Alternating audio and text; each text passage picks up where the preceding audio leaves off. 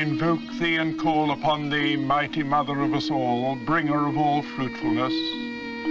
By seed and root, by bud and stem, by leaf and flower and fruit, by life and love do I invoke thee to descend upon the body of this thy servant and priestess. Of the mother, darksome and divine, mine the scourge and mine the kiss, the 5-point star of love and bliss. Here I charge you in this sign. Listen to the words of the great mother, she who of old was also called among men Artemis, Astarte, Athene, Dione, Melosine, Aphrodite, Isis, and by many other names. Whenever ye have need of anything, once in the month, and better it be when the moon is full, then shall ye assemble in some secret place, and adore the spirit of me who am queen of all witches. And thou who thinkest to seek for me, know that thy seeking and yearning shall avail thee not unless thou know the mystery, that if that which thou seekest thou findest not, here we come to call thee forth. Earth, water, air and fire, wand and pentacle and sword, work ye unto my desire. Powers of the witch's blade, queen of heaven, queen of hell, horned hunter of the night, by all the mights of moon and sun, chant the spell and be it done. Iko, Iko, Azarak, Iko, Iko, Zamilak, Iko, Iko, Karnena, Iko, Iko, Aradia, Iko, Iko, Azarak, Iko, Iko, Zamilak, Iko,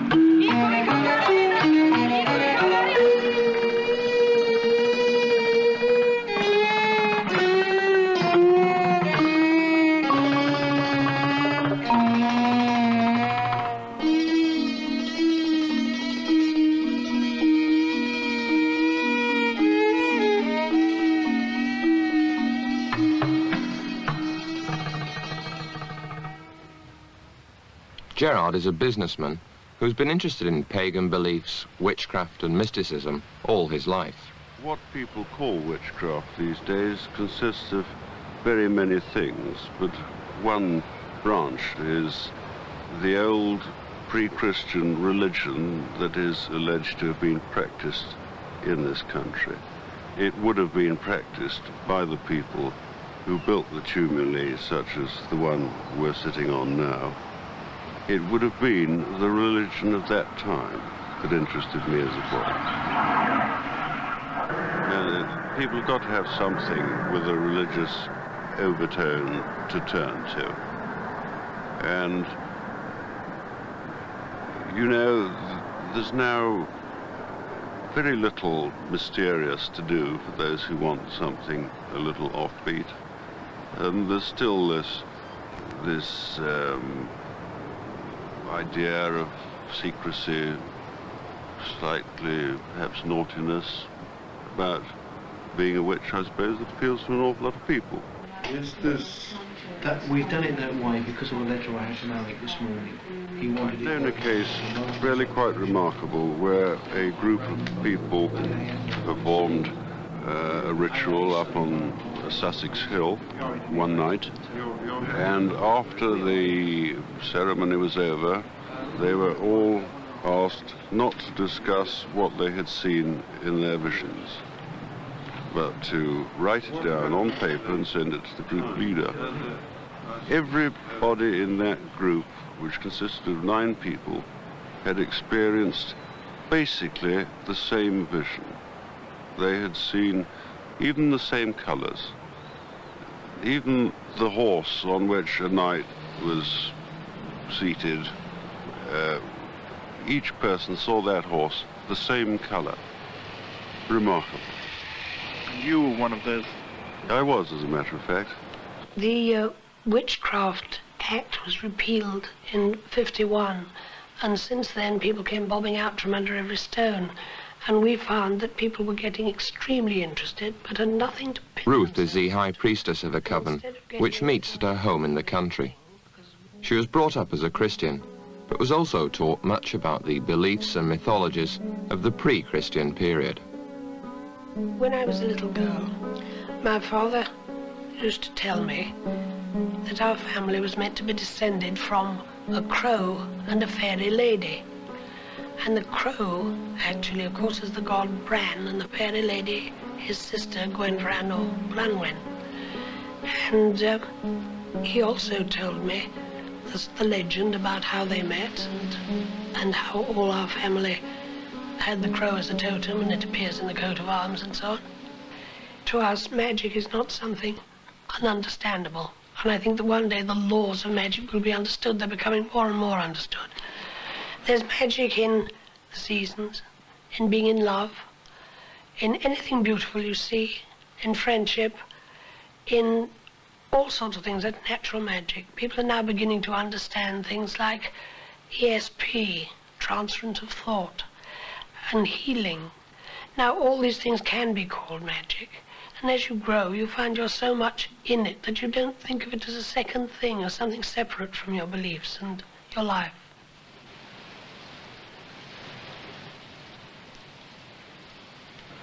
We always did keep the festivals, just as people do now. They hold May festivals. And then we found that people were beginning to get very attracted towards witchcraft. But we found that they'd got something that was just a bit wrong.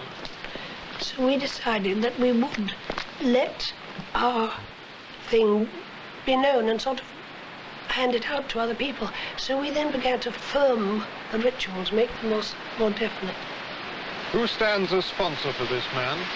We sponsored him, knowing him to be worthy. You know that you are answerable to the house for him, and you will help him, answer his questions and make him one with us? We know this and will do it. Do you all assembled here agree that he be adopted and accepted into If found suitable, new members of the coven go through a ritual of initiation. His child, and a child of the Lady of the Bright and Turning Tower? That is our wish. Then let him be born.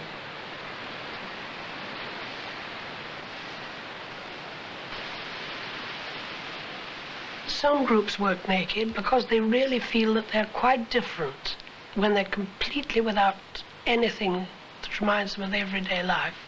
They cast off their clothes and they are part of nature, with nature, and worshipping the gods and goddess through nature. And they really feel that they're much closer in that way. But we haven't, because we work as much as possible out of doors, and it's either too cold or too flyy. And also I do think it can lead to a certain degree of embarrassment. Our Lady the Moon waxes and wanes 9 times, while your spirit is renewed, while your body grows.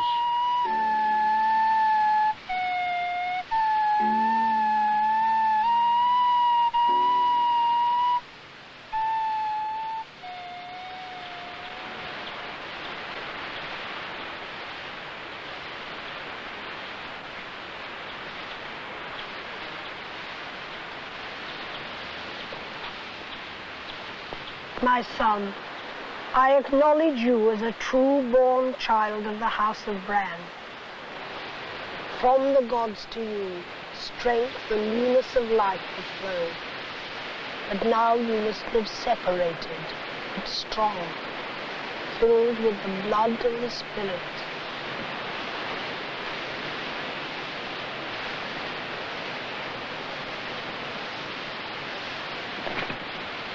I breathe into you breath of life.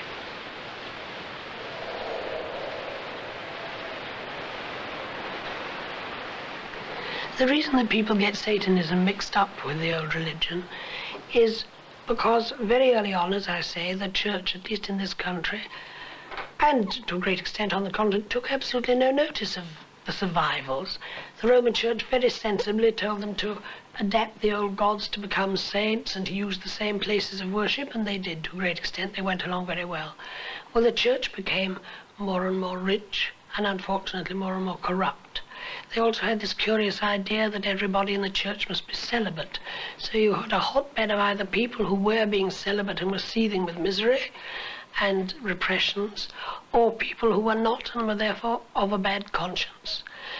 And the people began, after a while, to be irked by these people with so much money and so much in the way of possessions, when the peasantry and the majority were in a dreadful state of poverty and sickness and one thing and another.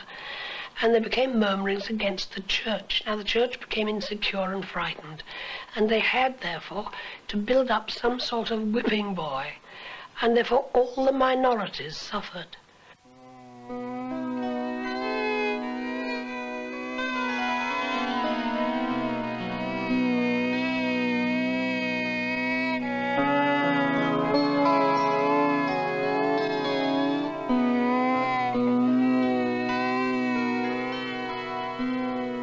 One of the things people ask you as soon as they hear that you do anything like this is to heal, to help people who are ill.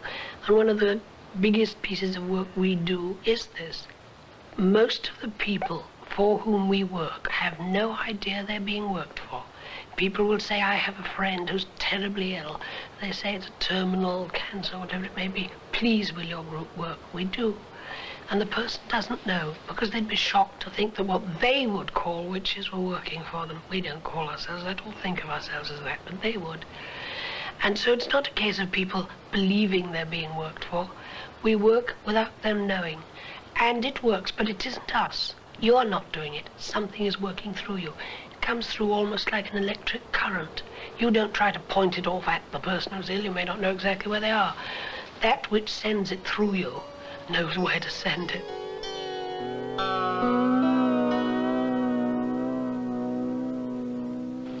The festivals are tied to the natural year. The beginning of the year is Halloween, which is the beginning of November. And that is when my group, as my family, shall I say, though they're not as a group, had the Great Assembly. All the clans held their Great Assembly. And it is because they called on also the souls of those who were dead, who had been, that has grown into Halloween, when they imagined souls wandering around, ghosts about the place, witches, etc. And that was the great festival of the year, when all the business of the house, the family, was done. And it was also, of course, a religious festival. Bendigite Bran, blessed Bran, my Lord and brother, our Lord and Father, not in my present form, but as Gwen Bran I call on you, not for myself alone, but for your people, your children, your family, your house, the plant Bran, the children of Bran. Today being the great assembly of the house at the beginning of the year, all have been called of our people, those who were, those who are, those who will be. Ours by birth, ours by adoption, ours by brother right. Prince and Father of our house, make it possible for all to come. Great bridge of imperishable alder, bridge for them the waters of birth, span for them the river of death. One of the chief beliefs in the old faith, and in a great many modern ones, is that of reincarnation. That we come from God, we are all a part of God. I say God now, not the goddess, because I mean the one that is above any god or goddess. Now, we come to this world carrying our little soul for each time, and we learn as going to a class in school, and we return to learn more and to learn more, until we've reached a point when we no longer need to be forced to return or to come back because we wish to improve. And then you can choose. Will you come back and go on helping people? Blessed head, great crimson face of the sun, light their way as they journey to our great assembly. Now the spiral castle turns. May time cease for us as for them, and we may touch and know each other across the long years and the great spaces. Now we throw open the 4 great portals of the spin time stops as it stands still.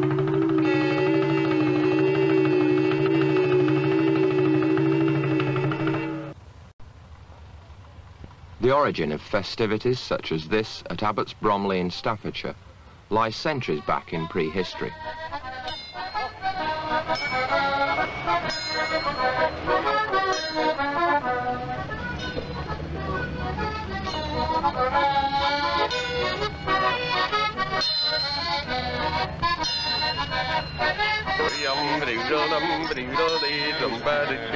You have to get the rhythm, you see, and then, of course, the dance sort of begins to live. Yes. See, and it's a living tradition. It's gone on for year to year, you see, and it probably started as a hobby horse dance.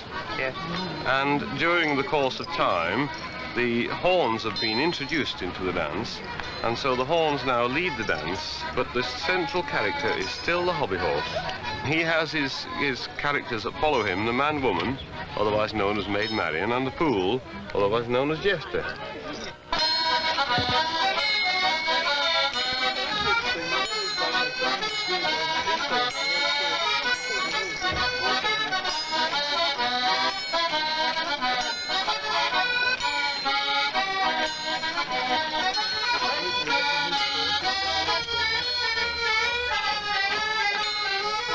All the time, this poor chap, the hobby horse, is killed.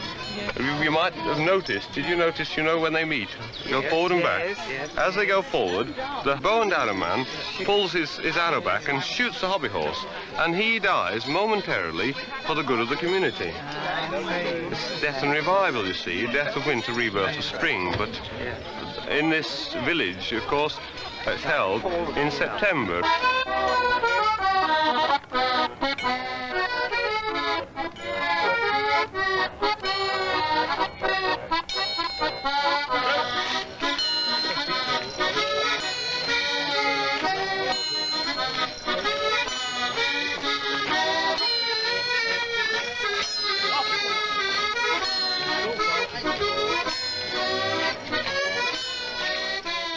The boy who has the bow and arrow probably doesn't realize that he is enacting this particular ceremony of killing the horse. Long before Christianity, long before any organized religion, primitive peoples attempted to placate supernatural powers so that the rain would fall and the crops would grow. Primitive man practiced sympathetic magic, seeking fertility for himself and power over the animals he hunted. At the autumn festival of death and the spring festival of birth, he worshipped the horned god of the hunt, the masculine sun, and the moon, the great mother. Primitive practices survived into the Christian era. Throughout the Middle Ages, people believed in magic in a world they didn't understand. They believed in witchcraft and sorcery. Witches, folk believed, met at night, by moonlight in the woods or in wild, remote places. They flew on broomsticks, or with animal familiars, to the witches' sabbat, presided over by the devil in the shape of a goat. Most witches were women. At the sabbat, they danced naked with demons, or so went popular belief.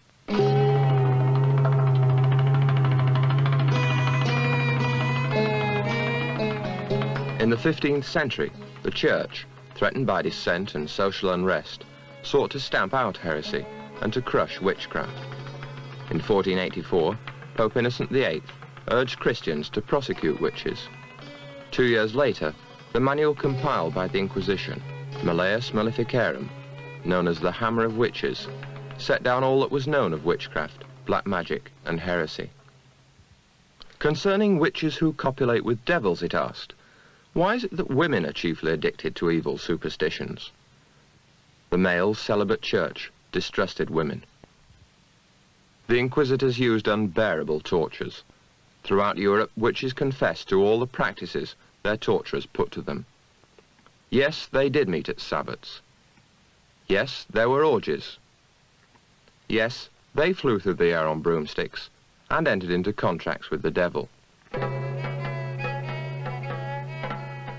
Fantasies of the repressed unconscious found expression in the questions and answers.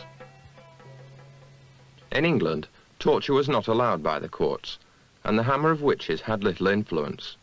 Here, witches were frequently lonely, cantankerous old people, especially women, whom others in the village disliked and were blamed for the loss of a cow or a neighbour's illness. All the same, in England, hundreds died on charges of witchcraft. But in Europe from 1450 to 1750, hundreds of thousands of so-called witches were tortured to death or burnt at the stake. During the 18th century, witch beliefs gradually died out, and feelings about witches grew less extreme. Artists like Hogarth and Goya ridiculed the witch beliefs.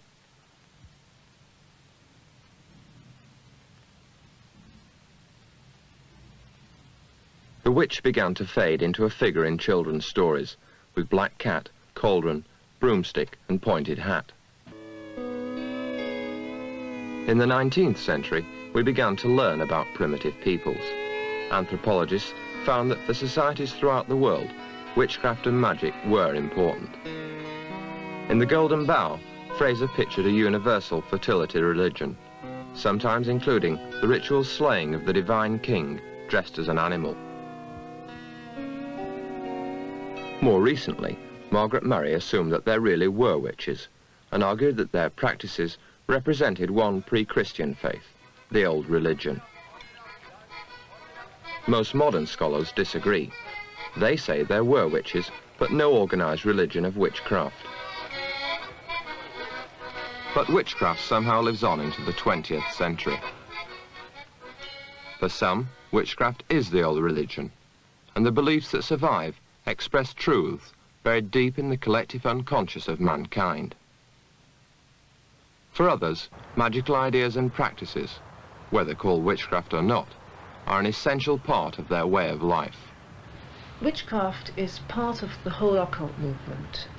I consider that I am part of the occult movement and that witchcraft is part of my practice. Janet is a graduate of business studies and a practicing ritual magician. What do I do? Well, I make talismans, similar to the ones I'm wearing, normally for clients who come to me with a particular problem, and we link their energies with other outward energies. This is done by using their horoscope, making a talisman to suit them, consecrating it on my altar.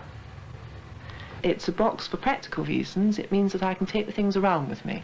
If I have to pack up and go and stay somewhere, I don't have to leave things which are precious to me here. I just put it all inside the box, lock it and take it away.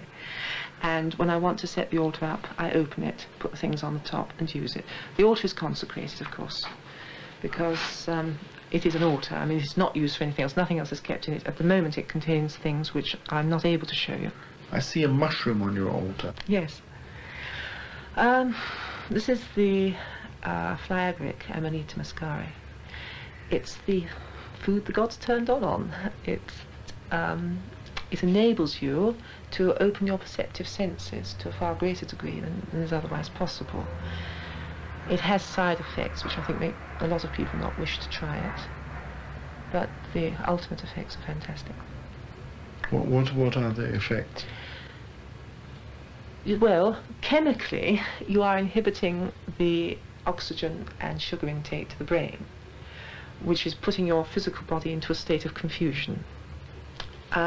Magically, you are releasing your unconscious without the interruption of reason. Now, all ritual magicians anyway have to learn to set reason aside when they're doing some kinds of work. But under this, it's not a question of your setting it aside, it is set aside.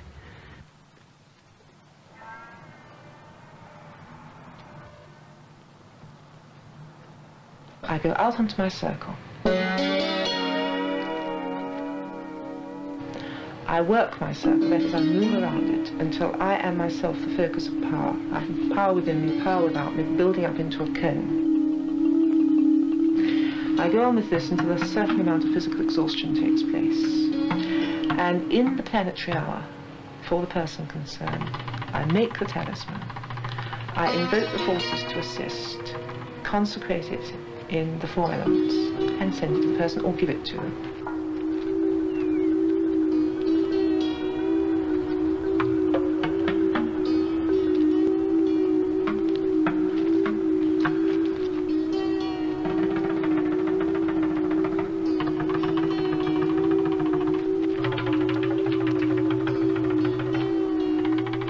astrology is a tool of magic. I have to be an astrologer to be a ritual magician, because all your magical operations are set up at planetary hours, hours which are in relation to the cosmic force you are calling. And you obviously have to know when this is, or else you have to pay somebody else to tell you. There are one or two magicians who don't bother with astrology, they just ring up astrologers and ask them. But it's not a good idea. What sort of people come to you and ask you to practice ritual magic for them? Mainly business people. This surprises a lot of people. You know, I have been asked this before, and they say, oh, well, we suppose that it's only the ignorant who come to you. This is not true. By and large, the majority of my clients are very intelligent business people. I've got quite a number of teachers among them, and lots of people who own their own businesses who will come to me and say, look, we're running into difficulties.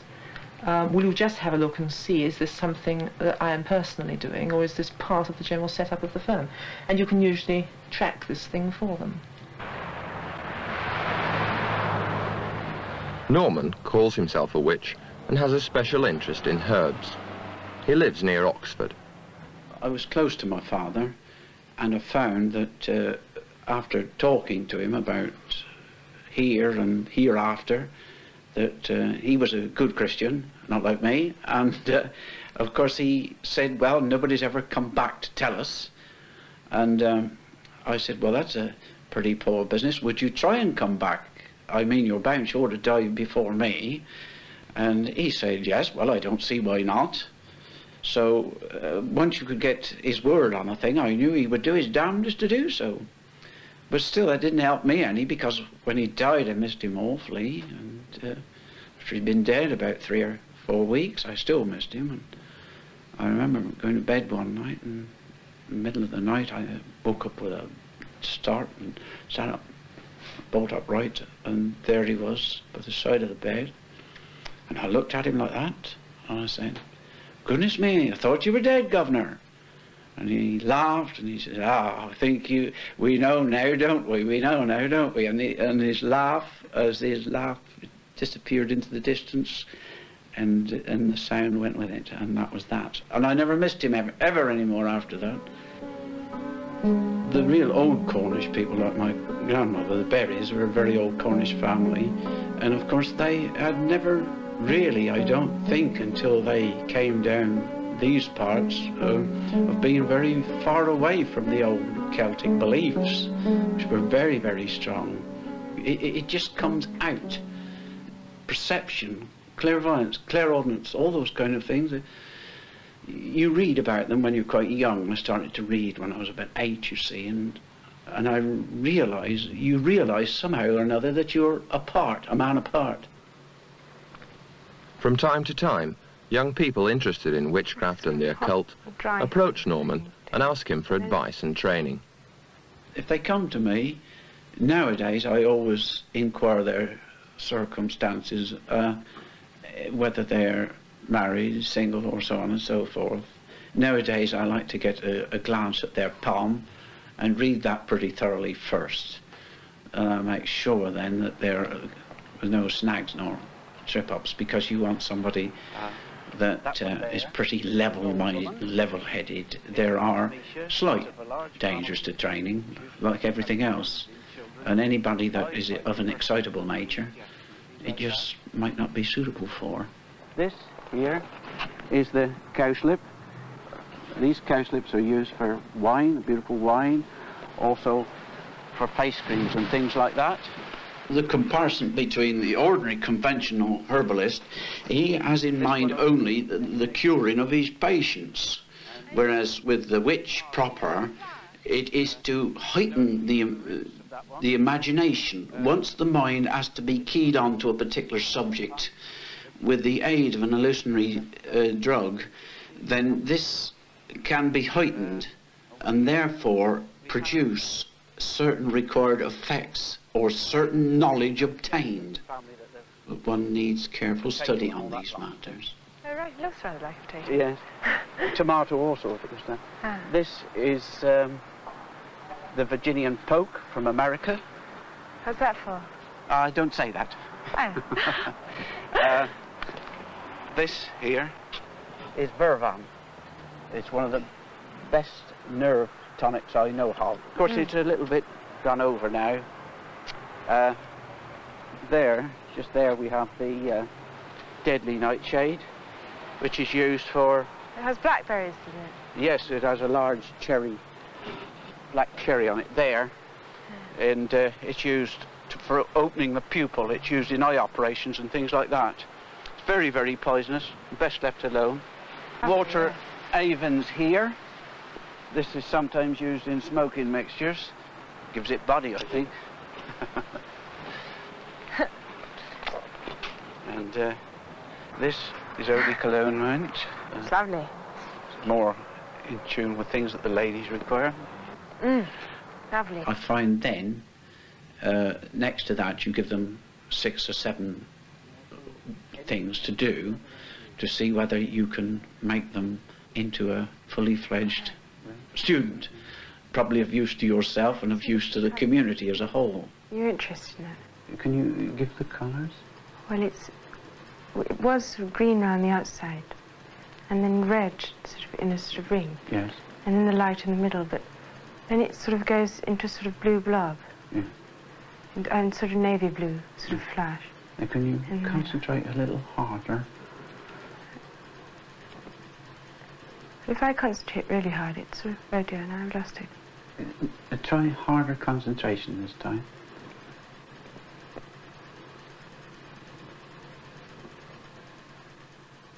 I don't really believe that anybody can be bewitched. I mean, they can be terribly frightened, although I have known people who have believed that I and other people had supernormal powers, and this is not so. Any person can become a strong man by continuously pulling on some wires, the same as any one of us can have a supernormal gift by simply constant practice. It's the same with palmistry or anything like that, constant practice. And I find I sort of lose it. It's sort of... It's not making you tired or sleepy? No. Should it be? No, it should not. I know that as a rule the power passes only to a female, but in my case not so. It's inherited. I think that when I have had successful pupils who have worked with me, that there has been quite a great amount of unison, enough to make what we would call a matched pair. 2 people that know and can sense one another very keenly. This is a power that can pass between one and the other. Now, if they're both clairvoyant, they're both clairaudient, they're both conscious of the job in which they're going to do, that is, to summon up elves, gnomes, or fairies. The position which is chosen is always an old spot, an old Celtic well. They can bathe in this spot. They can come out. Then the photographs of the elves or gnomes are taken as fast as is possible. The female generally stands in, but a distance has to be worked of something like 30 feet, which means that the blow-ups are a little indistinct at times. This is the side of plenty of course. Norman was trained as an artist, and some of his paintings reflect his interest in the occult and the supernatural. This god is the god of magic. 1 or 2 things about him I've never really understood. Why he always had this splendid woolly jacket. Move on to more things that are nearer to heart. Elves, gnomes and fairies, copies from old prints and things like that, rearranged, recoloured by me. Christians go to heaven, I suppose, and the witch goes to the Summerland. That is just an expression. But the Summerland is a place where pain and suffering disappear, where one lives a happy, contented life, where one is free to join one's ancestors. We believe a lot in joining our ancestors, you know. I suppose there's something Chinese in me. I always look at it as a joke, you know. I always think that what was good enough for my ancestors is good enough for me.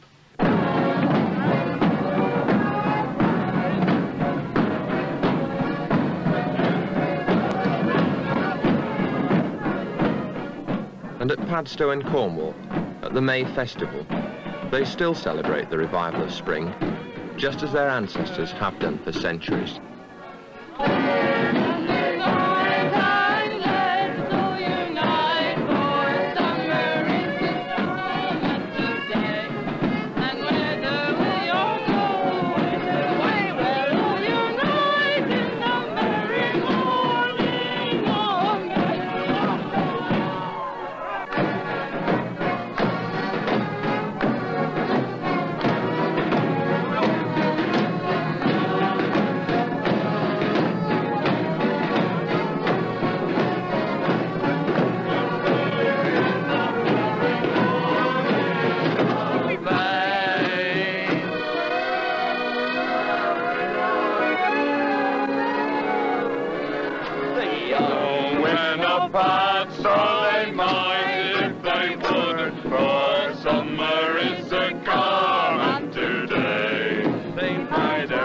For most of the people celebrating the May Festival today, all this no longer has any religious basis. But for a few, this is still part of the old religion. I think the most important part of any religion is the way it makes you live.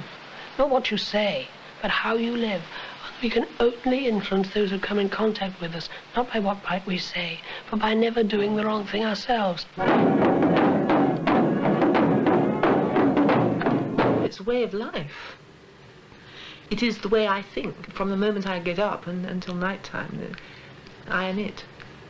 It is a complete religion, if you like. Any more than a religion, because it has some practical results.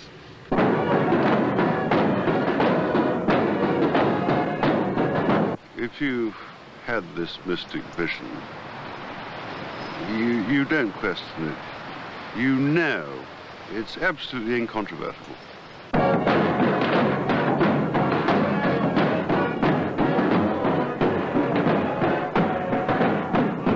And we know full well that modern science will prove that this is a fact. Not asking people to know, to believe, or acts of faith, but to know. Modern science is verging on the time now when it will show that these things are a practical reality.